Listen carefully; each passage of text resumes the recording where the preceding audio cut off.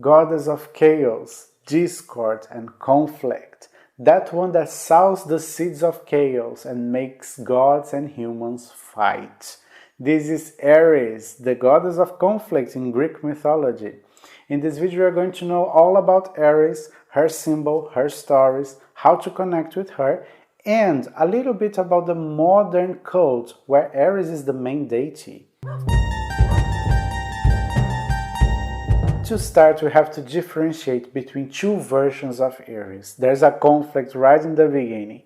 The first one says that Eris is the daughter of Zeus and Hera, but she was considered to be an ugly daughter, and that's for this reason she was rejected by her parents. But this version actually talks about Enyo, a goddess of war, like a female version of Eris, the god of war. Enyo arrives very calmly, very softly, and not making so much noise, but suddenly things get a huge proportion, and there's blood everywhere, and she loves blood. The other version of Eris, the one we are going to focus, is the daughter of Nyx, the primordial goddess of night.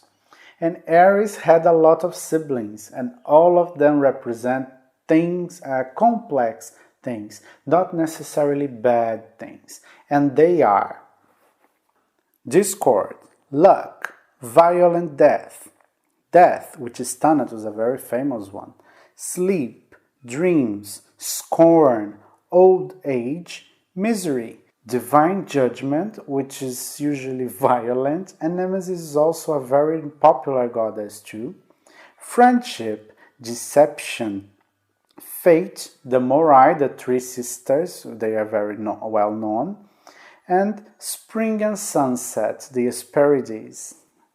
As you can see, Eris' family is a little bit complex, but Eris herself also had her offspring, and they represent hardship, forgetfulness, starvation, pains, battles, wars, murders, manslaughters, quarrels, lies, stories, disputes, anarchy, ruin, and oath. It's also said that the one that represents oath, Orcus, is going to cast his oaths and many curses on those who make false oaths. So be careful. Talking about Orcus again, it is said that three goddesses helped Eris during the labor, and these three goddesses are the Erinyes. The Erinyes are goddesses that torture the souls of the dead. They are known as Furies in the Roman mythology. And in some versions, like the Orphic version, they are the daughters of Persephone and Hades. Another thing that must be noted here is that one of Eris' daughter, Ate, the one that represents ruin, she has another conflict, another conflicting history here. You know that Hera's most famous episode is when she throws the golden apple of discord among goddesses. But there's a different version. According to Patricia Monaghan, the one who threw the apple was actually Ate, Eris' daughter, not Eris herself. Eris instructed Ate on how to do that. But for some reason, some unknown reason, we know that Eris threw the apple. And it's conventional to say that Eris is the one who did this. So we are going to consider that Eris did this. Eris hasn't got many stories in Greek mythology. There are not specific episodes involving Eris and other gods and goddesses. But when we have something, there is a lot of conflict, a lot of trouble, and usually a lot of deaths involved. And one of these stories is the story of Aedon and Polytechnos, a couple. And they loved themselves very much. And one day, they decided to say that they loved each other much more than Zeus and Hera. And this made Hera very mad because she didn't like this comment. So she contacted Eris and asked Eris to go to Aedon and Polytechnos to punish them, to do something for them, to learn they were wrong. They couldn't love themselves more than Zeus and Hera.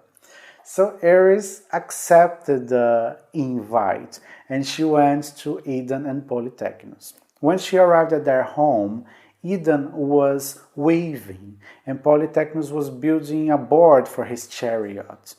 So Eris sowed the seed of discord in this moment. She said the one who finished the job last should give the other, the winner, a female slave. Yes, a female slave, not a male slave. There must be a female slave. So Aedon and Polytechnos, they start competing to see who is going to finish first, not to have to pay to the other, the female slave. So this starts the creation of the hatred in their hearts.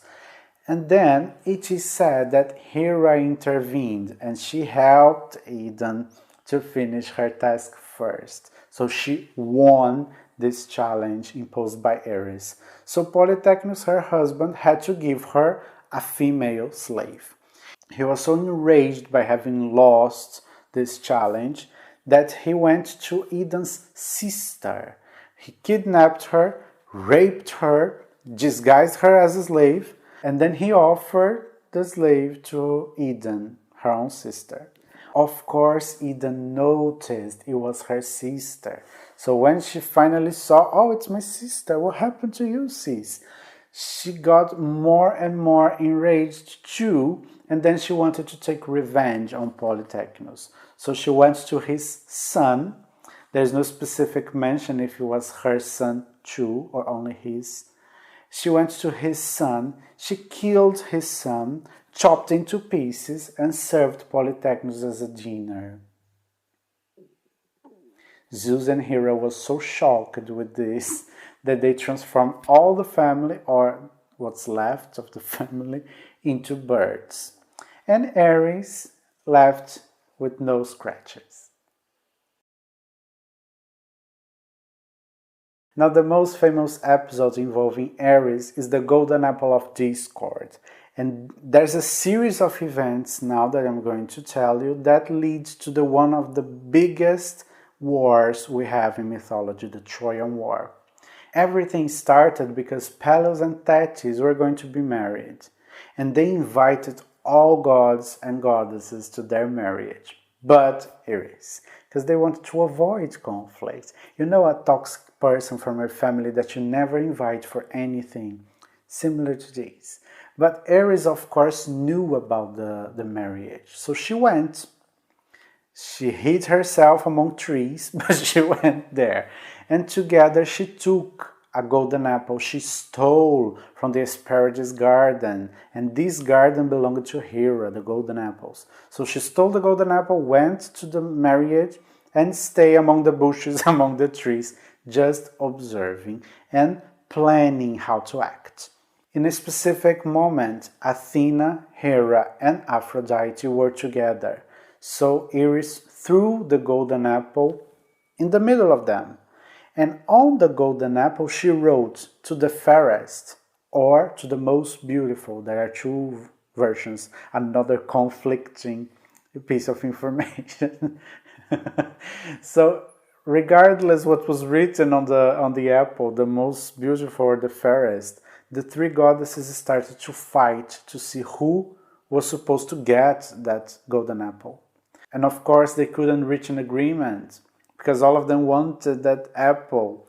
So they called Zeus. And of course, again, Zeus was not going to choose one of them because he knew if he chose Hera, he would have to face Athena and Aphrodite. And if he chose Athena, and okay. So, as Zeus usually does, he delegates this responsibility to another person. So he delegated this to Paris, a mortal. And then Paris was in charge of choosing who was supposed to receive the golden apple. And this is known as the Judgment of Paris. Before the judgment, the three goddesses started to bribe Paris. Hera offered him political influence over all the lands. Athena offered him knowledge, mainly military knowledge. Aphrodite offered him the love of the most beautiful woman in the world. And this woman was Helen from Sparta. So, of course, Paris chose Aphrodite to receive the golden apple, and Aphrodite kept her promise and gave Helen from Sparta to Paris. The only detail, the only problem is that Helen from Sparta was not known as Helen from Sparta by accident. She was married to the king of Sparta. So she was taken from her husband and given to Paris. And then this originated the Trojan War, because Paris from Troy, and then Helen started to be called Helen from Troy. And we see that Eris again was left unscratched. Nothing happened to her. Nobody even talks about Eris anymore at this moment. It's only the Trojan War. So the main symbol of Eris is the golden apple. Actually, it doesn't need to be exactly golden, but the apple itself. And why is the apple the symbol of discord, of conflict? If we look in other histories, in other mythologies, other episodes involving gods and even literature, we will find the apple as a polemic fruit. There's always something bad involved with apple. One of the reasons people say is that the Latin word for apple is the same word for evil. But besides this, there's a symbolism involved. The apple is a beautiful fruit, a very beautiful fruit. But the taste of the apple is not always sweet. So it can attract us by its appearance, by its beauty. But when we finally bite it, the taste is not the best one or the sweetest one. And for example, for Lilith, when she was expelled from Eden, she tempted Eve with an apple. When Eve eats the forbidden fruit, the apple of knowledge, she commits the original sin, and then she and Aedon are expelled from the paradise too. So why an apple? There were many fruits in Eden, so why specifically an apple? Even in common literature, we have Snow White and dwarves. When Snow White is living with the 7 dwarves, her bad stepmother transforms herself into a witch, into an old lady, and offers her an apple. So she's seduced by that apple, and when she bites the apple, she's enchanted. So there's this relation, and if you find more stories involving apples, you'll probably see some conflicting things, like a beautiful thing attracting and a very bad consequence happening after.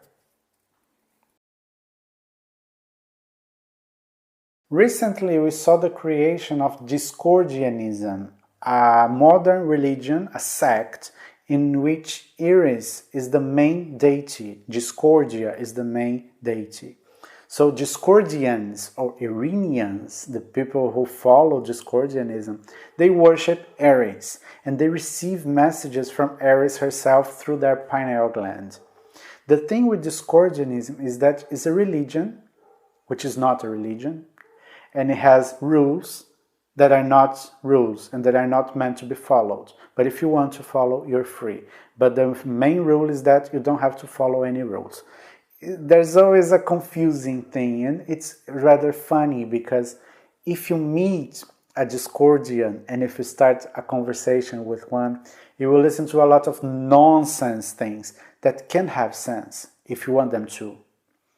So it's hard to understand, I know, but that's exactly the thing. If you want to see meaning in things, you can find it. If you don't worry. It's not your problem. It's not their problem either. And for Discordians, for Iranians, order and disorder are the same thing. What differentiates one from the other is how you see it, how I see it, how the ego faces this. So the same thing can be considered order for you and disorder for me, and that's pretty interesting. And both order and disorder are part of chaos, and from chaos we have creation. In chaos, everything is originated. If you want to know more about Discordianism, in the description there will be a link. You can find the Principia Discordia, the document, which explains or tries to explain or doesn't explain anything about Discordianism.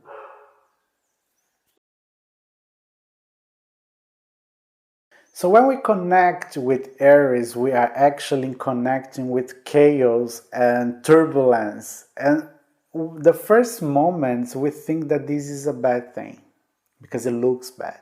But it's not bad exactly. From chaos, as the Discordians say, we have creation. So when we connect with this goddess of chaos, of discord, we are actually asking her, we are actually connecting with her energy to bring all the chaos around us, but we are not able to see it, to realize it.